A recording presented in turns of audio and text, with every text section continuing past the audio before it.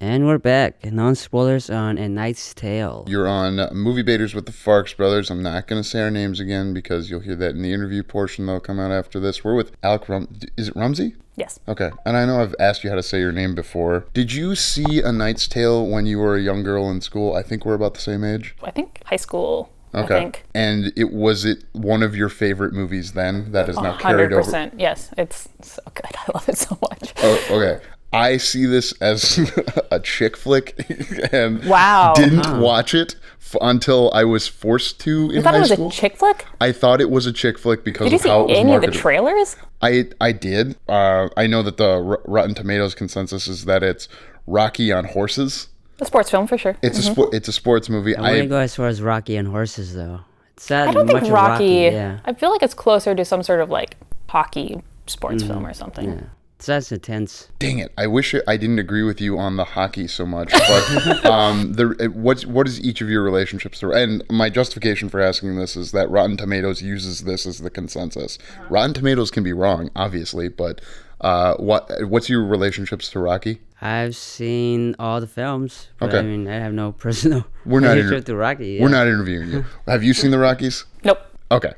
I find that that's the case a lot, and more so with women. Like my wife hadn't seen any of the Rockies, and then around the time Creed 2 or Creed 3 came out, I didn't force her to, but invited her to watch all of them with me, and was very upset when she found Sylvester Stallone attractive in Rocky 2. Well, what do you expect? Because he looks like he had a birth or he got cut as a child, so he has a nerve that's missing in his face. So I Sure. always kind of think he looks like he's not all there. Well, He's myself, an attractive man, I get it. myself and a lot of people, I think, find certain like scars or something to be quite attractive. Like, I think this is maybe more of an anime thing, but a good like scratch across his face, especially if it goes from like forehead down the cheek, is like hot. Okay. So maybe she, is really into like facial scarring. No, I don't. I don't think that's. I will bring this up to my wife in the future. Good. So I think there is something to what sports movie is this? Is it a hockey? Can you think of a better sport? I was thinking football. Football is the other thing that came to my mind for sure. I don't know, something more solo, I want to say. Yeah. I think I agree because it's not a team sport, but I feel like the lightheartedness feels like what I've seen in like a hockey or a football movie. So that's probably why that came to my mind. Wait, I would argue this is a team sport because you need to have this isn't a spoiler, but he has Heath Ledger, who I saw as only being in chick flicks at the time. Because of 10 Things About You came out, and then this came out, and even though I was in the movies, and when I saw it 2 years after it came out, I was like, oh, I like the tone of this movie. If I'd understood that this was a comedy, in addition to being like, I thought it was like a bro-y thing to like make sure, it made sense with where I was at in high school when it came out. Like, I play sports, but I don't want to watch other guys play sports, usually, even though I saw Miracle, and I remember the Titans. Exactly. It does fit within that tone. Kirk, you got to pick a sport. It's not soccer. Yeah, that's Fencing? Yeah, What I guess movies are about but fencing? There's no. Oh, you're right. The reason it works with boxing, since this is a debate show, not a review show, it's a debate show. In boxing, it's solo on solo, sort of, but you also have a team around you, kind of like NASCAR, and these guys have a team around them. The people who help you train, the people who help you with your equipment, and then your announcer, the Don King type figure. You're supposed to disagree with me and say it's thinking, hockey. I think as far as a modern sport is most akin to, you're probably right, that is probably more like boxing, but the tone of the movie feels more like a hockey or football movie. I think you got me there. So we've established that you're into knights and fantasy, and this would have come out like right before Lord of the Rings started. Ooh, did it? Right. Yeah, it came out in 2001. It came out in the summer, the same weekend, or what was playing at the time was The Mummy Returns. I don't remember this. I researched it earlier. Good. And a question I'll ask in the spoiler section will be like, who would have been a better director for this movie? Because I do think that it could be more impactful if it had more style. Like even Ron Howard, who I don't think has a big style but can do things in a more epic way, might have made a better director. I'll save that. Unless you really want to react to it, either of you right now. Well, I'm just going to say that this movie is perfection, and I think the director did a fabulous job. We're a debate show, not a review show, so I can't. You can't agree with me? I'm not. I can agree that it is. I can see it does not surprise me when you suggested this movie, based on what I knew about you. Oh, really? Yeah. What other movies did you think I was going to suggest? I don't. I guess that's. Well, you did suggest The Princess Bride, which Also perfection. Sure. You could see how that's like a thing in the same. There's knights in that. There's, princesses, and I guess there's not princesses in this. There's kings. There's debate whether Jocelyn is a princess or not. I don't think she is, she was a princess or something royalty, right? She's someone at least a lot higher class, but yeah. Oh yeah, because there's like noble people in this. They don't. I guess there's someone. What's his name? Is it going to be the king who comes? Spoilers. I'm sorry. We don't That's want not a spoiler. That's just like a fact of the Black Prince Edward. Edmund? Edward? Yeah. It's Edward. Edward. Yeah, it's the Black Edward. Prince of Wales. What do you think of cowboys? I primarily have, growing up, my dad really liked to listen to the Louis L'Amour books. He's like a renowned Western writer. Okay. And so, I don't know, that's just kind of like background of my childhood is my dad listening to those books. Oh, okay. Because like in my head, it's like if you put a gun to my head and said, "Do you want to watch a movie with knights and horses or cowboys and horses?" I'd say cowboys and horses. Why? I associate with a certain type of Americana that I choose to hold in my heart as a form of my patriotism for what makes America great. Oh, really? Always been great. Not make it great again, just been great. Now, I'm not saying anything more than that, Kirk. Well, yeah, wouldn't you associate cowboys with America more than you'd associate knights, even though when people I salute... would associate knights a little bit more because knights are noble, and America is supposed to be built on this nobility kind of thing, aren't they? Like freedom to all. I disagree with all of this. Yeah. Oh, great. What are, okay, this isn't supposed to be America at all, so that has nothing to do with American values whatsoever. It's an American movie, just so we're clear. It doesn't take place in America, and it doesn't have, I mean, Heath Ledger, no, he has a British accent. He's Australian. But he has a British accent in the... Sure. I always forget that he's Australian. Anyway, I don't know, I feel like... comparing cowboys and knights are kind of little apples and oranges, especially if you're saying it's like because of your American patriotism. Like that's if it were cowboys versus boxers, maybe. But yeah, what makes cowboys patriotic? What makes them freedom? America? The hey, I'm out here. Aren't they mostly outlaws though? Cowboys are usually outlaws. Bad cowboys are, but the white hat guy then fights the black hat guy, and that's what I was relating to knights. Was like, oh, there's like a black knight in this, and then and I've been going through a Clint Eastwood thing. I kind of get to that every like winter time. I watch a bunch of or whenever Clint has a movie come out, and I could never see him play a knight. Is he still in movies? He just directed a movie that came out even though he's 94 years old. Wow. That's crazy. Yeah. Something to aspire to. I'm pretty sure people that have played children in his movies have died already. Yeah. So I don't know. I associate like, okay, time is a flat circle when you go backwards, because from our perspective, we can pick up a book. A book at the library that's about knights is the same as a book at the library that's about cowboys. So to a young person, like we all were once or more, so we're still young at heart, a cowboy movie and a knight movie seem the same to me. That's the crazy association I'm making in the non-spoiler section to try and get our debate going. You know what else I was going to compare it to is Gladiator. Like I think this movie is trying to be Gladiator a little bit, but with the anachronistic things that are there on purpose, like the music, obviously different than Gladiator. But the way he has to fight people, that also reminds swords. So another, like, you've got knights and horses. There used to also be swords and sandals. I was thinking of like, what are types of movies that exist in this context of history type movies? Are you saying you feel like the tone of this is similar to Gladiator, or like not the tone? No, the functions of the plot and who sure. Heath Ledger, like he's basically Russell Crowe, and if I had to guess, there are things in this movie that I don't know. The pacing I think is similar to Gladiator, except for the dead wife and everything that he has. I just had to watch that again recently. What? And being a slave. He was a apprentice. No, I mean in Gladiator he's a slave. Oh yeah. Yeah. Mm-hmm. Well, yes. Yeah. What's the difference between being a slave in the 200s versus being in the feudal system in the 1300s? The proletariat's still the proletariat. I mean, in some ways you have a choice. Slavery, you gotta go in and fight. He's choosing to fight. He's choosing this lifestyle to try to become a knight, trying to be noble. There's different types of slavery, and he has to lie his There is different types of slavery, but not in the context of Gladiator. He's just a slave in the movie. He's not a chattel slave like in the American context. But he's still forced to he's fight for his life. And this is more like a getting not laurels, accolades, and like improving your system rather than like saving your life. I don't know. I guess that's the other thing that relates to America in this. America is that in the United States, it's a place where you can change your station, which is unique to the way our system of government and economy is set up. So I related that, and I'm an American, so that I start there. This is a real pull yourself up by your bootstraps,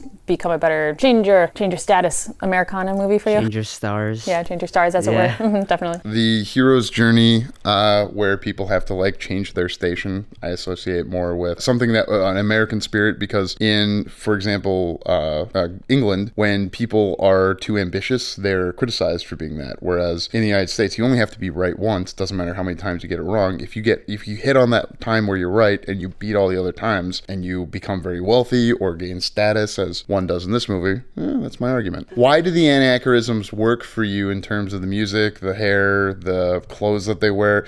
Was that something you liked when you were a teen? Oh yeah, especially all of Jocelyn's like stylizing and clothing was just like super cool. I think what I've heard from other commentary is that the director wanted to bring kind of the excitement and the like tension that would be brought for the people in this era to watch a joust. It was like a real like sort of thing, and he felt like with the more traditional music it wouldn't quite get that same like hype. I think it's just A, it's fun, B, it just like brings a level of, I think that there's a lot of comedy in bringing music that doesn't fit with the era, and I think he did a great job with getting that sort of like you're at a football game, everyone's like in the opening scene where everyone like does the wave. I just like freaking love it. It's so great. Yes, Roger Ebert pointed out that, since you mentioned score, that it would have been anachronistic to have that as well, because drink every time I say anachronistic. I need another one of these. The listeners, not although happy to grab me one. Sure. You only said it twice. You gotta say a lot more than that. I think I've said anachronistic at least. That was the fourth or fifth time. Probably fourth, yes. Oh, Thank you. I guess I haven't been listening. Now I totally lost me. Oh, Ebert said that orchestra wouldn't be invented for another 100 years, so it would have been anachronistic to have it there as well. There it is. Yep. You should be drunk by now, yeah. I did like these songs were classic rock at the time that they were using. What was your relationship to classic rock when you were in high school? You were in probably a white northern part of the country, so yes? Well, I was homeschooled, so. Oh man, you were homeschooled? This should have come out in the interview. You didn't ask. Okay. So you didn't see this in your high school class from Mr. Griebel like I did. Now True. Dr. Griebel. I saw it with a group of friends from youth group, so. Youth group. Yeah. Is the point of youth group to like get people to just not have sex and do drugs? Let's be honest. That's someone who went to a youth group as well. I think it's the point of having community and growing in your faith, I think, was probably the like the good stuff, Kyle. Come on, everybody was drugs and sex could be the good stuff too, Kirk. Even though I don't know anything about drugs, as you'll learn in the interview. My relationship to the music, though, was, I was homeschooled for like first grade or second grade to eighth grade. Tried public school for ninth grade, lasted about 2 weeks before I quit and did an online high school. Mm-hmm. And then I did PSEO at Anoka Ramsey. So what's PSO? PSEO, post-secondary education option. It's where you go to community college and get credits for college and high school at the same time. Oh. So when you graduate, you don't have to pay for as much college because you got some of it for free. That's pretty great. I did AP classes in my public high school. Mm-hmm. Probably a similar idea. But did you get college credit for that? You had to pass a test at the end of the year that's nationalized to get, and then different schools accept at a different rate. Actually, my wife and I were just talking about this recently because she was talking about one of her AP classes. She had to do Les Mis for like almost a whole semester, but she got college credit from having to write multiple papers on the book Les Mis, not the musical. Mm-hmm. And I was like, well, I went in with 9 science credits, honey. And she was like, ooh, that's how many credits did you go in? This is not the interview, but I want to know. Well, by the time I finished high school, I had 1 credit I needed to finish to get my AA degree. So I took a bowling class for half a credit, and then that was about the last thing I had to do. That's right. Oh, sweet. So what would typically be a 2-year associate's degree? Is that, okay. Yeah. Cool. Yep. What music did you listen to then?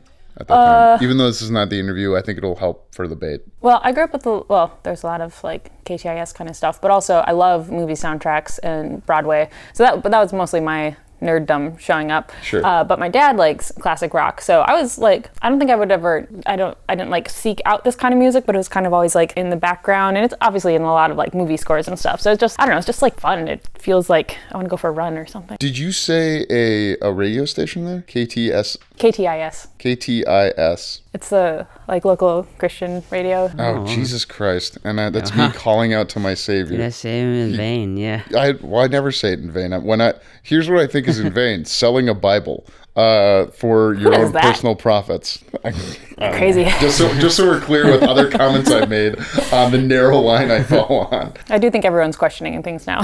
Well, I think America's great, and that you shouldn't sell Bibles to personally enrich yourself unless you're like a book manufacturer and it's one of the many things that you make, not like, a special extra expensive one that you then sell to Oklahoma state schools or public schools, excuse me. Yeah. Okay, everyone's heard these things. Great. We both talked about having grown up in Christian households, so that's lovely. Kirk, you were adjacent to Christian. I know. We're brothers. Shamanism, yeah. Oh, yeah. Actually, if you ever want to talk about your shamanism and spiritualism, I hope you just... There's that much to talk about. Really? Is that the point? No, I guess you could go to a deep dive, but it's not as interesting, or maybe I shouldn't say it's not interesting, because my mom could be listening to this. It's She does. Well, I don't know anything about it at all, so I'm interested it's kind of complicated too. It's like we have this person, the shaman, who could speak to spirits on the other side, and we have this whole ritual where they spend like maybe 30 minutes to an hour talking spirits and, trying to gauge where I don't call it aura, like maybe the ancestors are mad at you, or you did something bad and now your spirit is like disaligned and you have to go back and realign it, kind of thing. Does that involve like a repenting kind of thing, or is it like a just moving forward, I need to change the way I'm... I think it is kind of repenting. You have to pray to the ancestors. You kind of have to give them like spirit money, essentially. Sure. Yeah, it does not sound dissimilar to Catholicism, actually. There seems like there's some heavy crossover. Yeah. Not that I'm not Catholic, but... interesting. I'm hoping to have a priest on the show too. I've got the number and name for a priest. I've got the number and name for a priest that I would like to do a bate on the movie Conclave. That's got a lot of nominations, so it'll probably come up more in the next couple of months. It could get nominated for Best Picture, and then if it wins, those episodes will do better. That's the only way I care. But a classic movie like this, where I start off by saying this is a chick flick, and you go, it's a sports movie, and it's like, I feel very strongly about that. I guess, what is your outlook on how movies comment on socioeconomic ways of being, and how does this movie relate to that? Is kind of where I'm going with this next part of the conversation. I probably would agree with you in the whole like American ideal of like, if you just try hard enough, then you can change your stars, which I think lots of people would like to think that that's possible for them. Obviously it doesn't work out. I think always. I think you meant to add always at the end of that sentence. It doesn't. Obviously, it doesn't work out. And then you just stopped. And I was like, it works out sometimes. You literally talked about how you grew up wanting to live above a coffee shop, be an actress. Yes. I was distracted by Kate putting the Nike signs into her armor. No debate there. They totally, do you think they had to pay Nike? I bet maybe they were sponsored by Nike. Yeah, it was corporate cross. I'm sorry. Continue. I don't feel like I have a huge opinion about the populism thing. I think this show is an interesting contrast to people trying to better their situation in life. I don't know. I'll bait my younger self. So, because one could be elitist and go, oh, well, Chaucer should be handled this way, and, English history should be handled this way. But the populism comes in that you were drawn into the movie by the wave, the costumes. Your dad maybe enjoyed watching it with you the dozens of times you've probably made your family watch this movie with you. Am I close? Have you ever watched this movie with your dad, since you've mentioned him before? He's the one who likes classic rock. I wonder if it would be more appealing to him because... I'm sure he'd love it. I'm sure he has seen it. I don't think I've watched it with him. Interesting. I'm debating whether or not to let my kids watch it all the way, because I was getting ready for this conversation, and they came in while there's some back male nudity. It's so... just a butt scene? It's like half of a butt. Yeah. It's like nothing. Wait. Have you only seen the movie on cable? Because it's his whole butt. I watched the DVD. One of the few DVDs actually on. Well, I'm just thinking of the shot where it's like his butt is in half the frame while they're in focus over here. Maybe that's what I was thinking. But yes. What's wrong with the butt? See, we all have butts. I don't... I don't disagree with you. I now have to bait as somebody that I'm not, but conservative Christians might say, oh, well, if you show a child this, then it's kind of like, If you saw this has happened, I'll save it for the stage. I've seen when children ask sexual questions, if you treat it as like, which is something that conservative Christians, so previous to American culture before this, would do, is like, well, we don't talk about that, you know, and it treats it as gross, yucky, or unappealing to talk about, and maybe that's how kink communities grow, because they weren't allowed to talk about it, and now it's like taboo. It's kind of like your D&D. So Exactly. my wife and I have had this conversation, and we've already fallen on the side of, well, they've seen the Hulk's butt. Yeah, I mean, it's also not sexualized at all. Yes, So like, and you shouldn't sexualize it if you don't. Yeah, I 100%. There's no debate here for me. and the Christian community would be way more upset if it was a woman's butt. Then it would be all sorts of problems. But because it's a man, then of course no one has a problem with that. So Because okay women are because it's a property to man. them still. And- What? It's okay because it's a man's butt. Yeah. absolutely. I do think that is probably so. The reason that I believe that would be the case, since I've experienced the going through puberty as a male, is that men are disgusting, and they would be more likely to sexualize the butt than women are to sexualize the dude butt. That's fair. But if we have more stuff that just like is just matter of fact, non-sexualizing, then that would help like not make stuff like that such a taboo, which would help maybe us have better conversations about it and be a healthier society, rather than people constantly sexualizing women when they're not trying to be. As the father of daughters, definitely want that to be the outcome in society. What songs, if this movie were used today, what Great songs segue. would you away, use yeah. if this movie came out today that came out like, so what songs from when we were in high school would be used to draw in the youth of today if this movie were made today? And who would replace Heath Ledger since he's dead? So sad. Don't take drugs from the Olsen twins. Glenn Powell. Oh, yeah, okay. Yeah, maybe. You win that one. Yeah, What Glenn music Powell. then? Even though he Glenn was Powell's the actor? Yeah, he was in Twisters recently, and I don't think I know him very well. he's Set Up or Hitman. something? Yeah. He's going to be a thing because he's going to be in Edgar Wright's Running Man. We did the Running Man on the last episode with a voiceover artist, actually. What about Tom? Gosh. Spider-Man Tom? Yeah, I took literally 3 days to remember his name a while ago. Tom Holland. Yes, that one. I was supposed to figure it out again. Yes, Tom Holland. He's got the opposite thing of Heath Ledger, though. Heath Ledger, Paul Bettany describes him as going on 21 going on 50, so he was in his early 20s in this movie. Tom Holland is in his mid to late 20s, but seems like he's in high school. That's why he plays Spider-Man. I'm considering. I'm that's taking fine. it in. I'm thinking. I don't know. I feel like he has enough of that sort of like gumption that he could be a convincing. I'm going to change my stars sort of personality. That was the other thing that kept me away from the movie, is that it's just Heath Ledger's face on the cover, and I've always been less interested in movies where it's you're watching it for this, like on a Arnold Schwarzenegger movie. It's Arnold Schwarzenegger plus whatever the dumb concept of this movie is. He looks like Danny DeVito. He's fighting an alien. He's a robot. Whereas this is it's knights, it's for ladies because he's so sexy. And that's my. I think this says more about your opinion on. aware. Are you feeling a little intimidated by Heath or something? I was jealous as a how old was I when this came out? 14-year-old boy of a 21-year-old man. Also, you're insecure that you couldn't be seen watching what you perceive to be a chick flick, because what would that say about you? I just didn't have as easily. It wasn't as easily accessible to me back then. So when I saw it 2 years after it came out, in high school, I believe in Mr. Griebel's class. I'm pretty sure this is where I saw it because I took medieval history. So glad you got to watch this in a history class. That's great. it's so accurate as we were just The discussing. point was so Mr. Griebel believed you shouldn't have to work on Fridays. So every Friday he'd show a movie, and I would look forward to Friday and pay attention during the week because, we're going to get to see the rest of that movie. That's great. Nice. Yes. What songs would be used if this were to? I put in the document. Sorry to give away Kirk things behind the scenes and break the. I used "Mr. Brightside" by the Killers because here's the pitch. So she's actually kind of with the Rufus Sewell character, the Black Knight guy. That's not the Black Knight. The Black Knight is Edmund. Rufus is Count Adamar. Count Adamar, but he has black armor, right? Yeah, but the Black Prince The is Black Knight. I see what the error I made, and I appreciate your nerddom. coming in and correcting me as it is right to do in this context. That guy could be, so the jerk guy could be a little older and he's dating the lady he likes, and this guy wants to go steal her, or he's courting her, because this is around the time when courting started to come up. Dating Kirk. My only argument is that Mr. Brightside, the song, would work more for the villain than the hero, because the villain, it feels like a song like he's heartbroken that this girl he can't have is going after somebody else, right?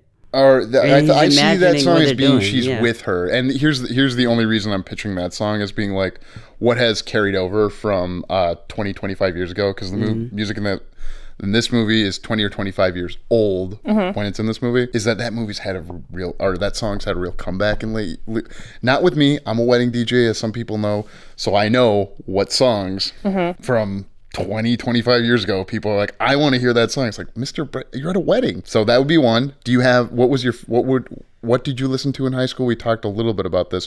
What was the non-Christian stuff you listened to? Well, a lot of, movie soundtracks and Broadway, so not very good fitting things that would for already this. be, yeah.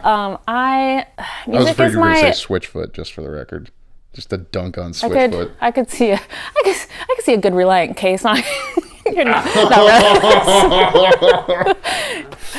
Do you remember Reliant K? No. Oh, thank God. Sadie Hawkins dance in my khaki pants. I could not remember.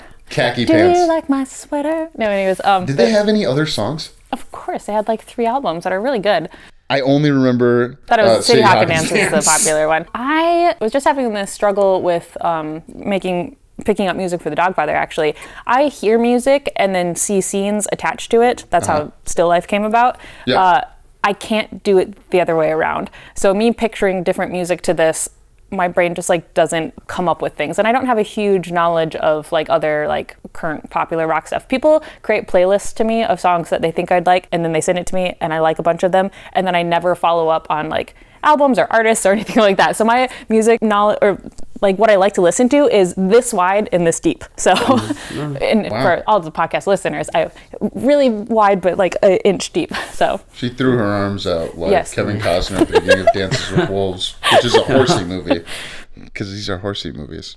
That's fine. I'll give you an example of something to consider as you grow in your directing career. This is not an example from me. This is from Chris Lefko, who directed an episode of Superstore, talked about having to change up the scene, the music in something she was directing in post. Like, they had made it with this really fast, I think it was like samba music, and then they had to switch the music to something else to fit the overall tone of the story they were working on. Now, in that case, you'd have a music supervisor working with you, so you'd be able to do it the way you like to do it, which is give me a bunch of your suggestions and I will pick it.